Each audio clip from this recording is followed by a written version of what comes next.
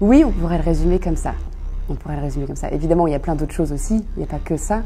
Mais c'est plutôt d'ailleurs un bon ordre chronologique. J'ai démarré un travail artistique avec la musique classique en conservatoire et différents instruments. Et j'ai ensuite découvert la danse hip-hop, qui a été une vraie révélation. Enfin, je voulais faire de la danse depuis très longtemps, mais voilà, c'était pas possible avec mon parcours de musicienne. Et puis quand j'ai découvert la danse hip-hop, c'était une évidence que c'était ça qu'il me fallait, que je cherchais intérieurement en fait. Et puis ensuite, oui, de fil en aiguille, quand j'ai commencé à monter mes propres créations, je me suis vraiment questionnée sur que dire en fait avec mes créations.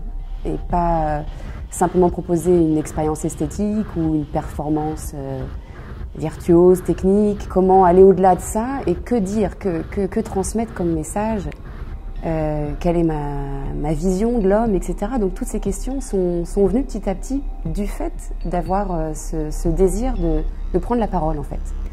Et du coup, je me suis intéressée à beaucoup de philosophie qui existent déjà voilà, partout dans le monde depuis très longtemps. Et en faisant pas mal de recherches, en me questionnant aussi moi-même sur ce qui correspond à mes visions intimes, il s'avérait que la pensée bouddhiste a été une évidence en fait.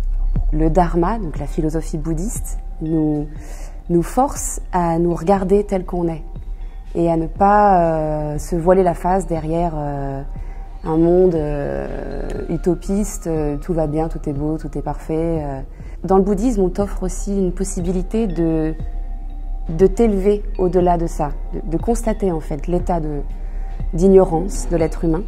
D'abord, ça commence par ce constat, pour ensuite l'amener à sortir de cette ignorance-là, l'ignorance de qui il est, qu'est-ce qu'il fait là sur Terre, quelles sont les clés pour être heureux aussi. Et ça, c'est fondamental. Et je trouvais que c'était la pensée la plus concrète et la plus pratique, en fait, dans la vie de tous les jours aussi à appliquer. Et pas que une connaissance intellectuelle qui, en fait, n'a aucune résonance dans le quotidien. Et aussi, si je peux résumer le bouddhisme de manière très simple, c'est simplement, en fait, se lever le matin et qu'est-ce que tu as dans ton cœur chaque matin quand tu te lèves. Donc c'est l'amour pour tous les êtres vivants, sans exception. Et qu'est-ce qu'il faut faire pour simplement maintenir un esprit paisible? Ça peut se résumer à ces deux choses-là, le bouddhisme aussi. Après, c'est très personnel, mais pour moi, l'expression du corps est le moyen direct d'être le plus proche de cette authenticité-là. La danse en général n'amène pas forcément vers ça. Justement, très souvent, en fait, la danse cache. On est dans une performance, dans l'esthétique, on veut paraître le plus beau, voilà, la plus grande maîtrise. Très souvent, la danse s'apprend face à un miroir dans les parcours académiques et je trouve que c'est une erreur fondamentale, justement. C'est le piège voilà, d'être dans du narcissisme, en fait.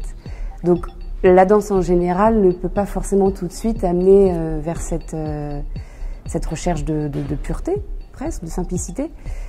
Il faut se défaire, en fait, du superflu, du superficiel.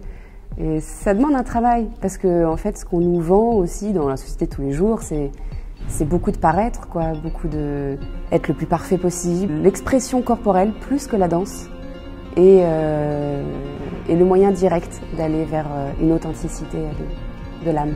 Après, les deux se complètent. C'est important aussi, en fait, les deux sont intéressants, il y a de la sagesse dans les deux. Encore faut-il avoir les bonnes lunettes pour le voir. Tout est dans aussi le spectateur, qu'est-ce qu'il a envie de lire. C'est vrai que m'infliger, entre guillemets, une contrainte a été très présent dans mes précédentes créations parce que j'y voyais vraiment un support, un appui pour développer la créativité.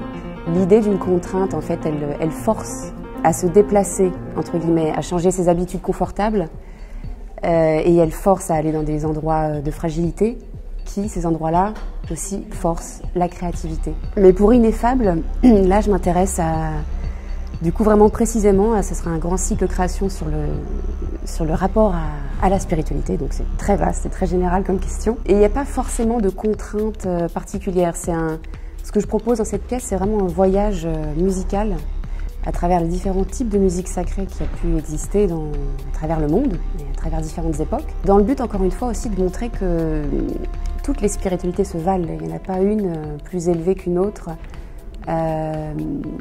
Moi j'ai mes convictions personnelles, comme je disais par rapport au bouddhisme, enfin, c'est la seule religion qui autorise la pratique d'une autre religion. C'est quand même très fort aussi symboliquement, il n'y a pas d'interdit. Il n'y a que toi et ton esprit, et qu'est-ce que tu fais avec ça? Et donc ça m'intéressait d'aller proposer une première entrée dans cette thématique de spiritualité à travers la musique.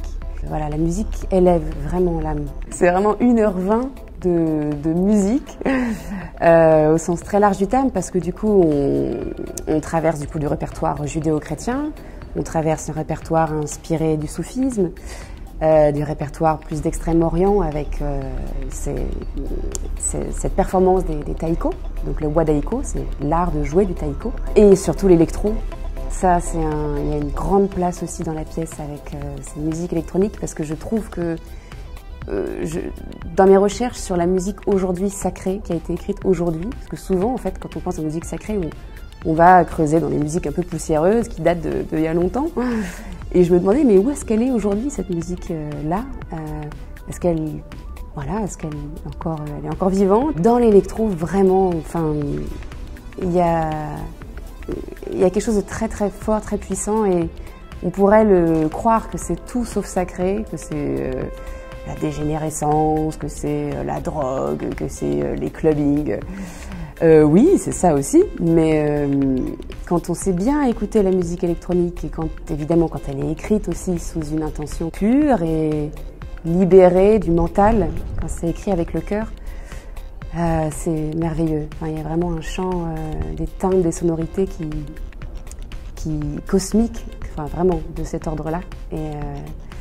Et c'est ça que j'ai envie de montrer dans cette pièce-là, que le sacré existe encore, il est là, il persévère. J'ai composé spécialement pour la pièce toute la partie électronique du spectacle. Jusqu'à présent, je me revendiquais pas du tout en tant que compositrice, loin de là. C'est déjà beaucoup, chorégraphe, danseuse, enfin, ça m'allait très bien. Mais sur ce projet, j'avais envie, c'est peut-être l'idée de la contrainte encore, d'aller prendre des risques, aller m'essayer dans des endroits inconnus. Et la composition, ça a été un vrai plaisir. Ça a été facile en fait, finalement. Tout ce que j'ai acquis dans l'écriture corporelle pouvait se retranscrire facilement avec la composition musicale. Bon, aussi parce que je suis passée de musicienne, mais pas du tout dans le conservatoire, on ne nous forme pas à la composition, on nous forme à être des très grands techniciens dans un instrument. On nous forme à la théorie, mais on ne nous forme pas vraiment à ça. Donc je ne pensais pas que j'étais capable. Et en fait, il s'avère que j'ai pris beaucoup de plaisir et ça marche plutôt bien apparemment. Les retours sont très positifs sur cette partie-là.